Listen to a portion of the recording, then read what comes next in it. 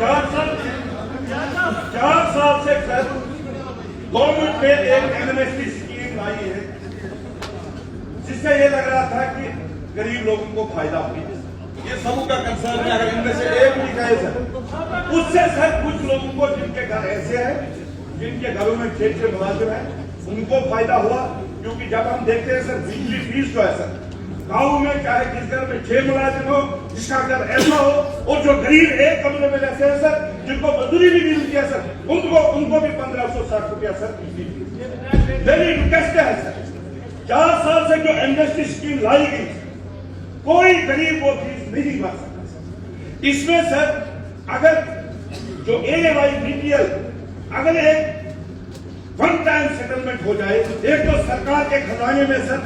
हजारों लाखों कनेक्शन ऐसे हैं सर जो बिजली फीस अगर उनको इस वक्त राहत दी जाए वो भरेंगे सर और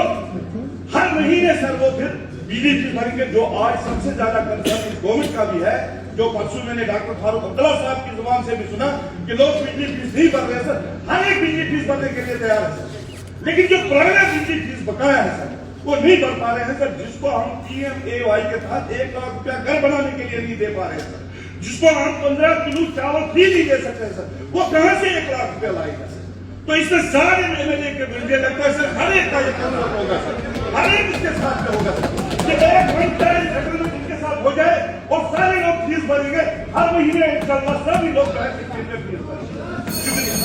मियां न्यायाधीश साहब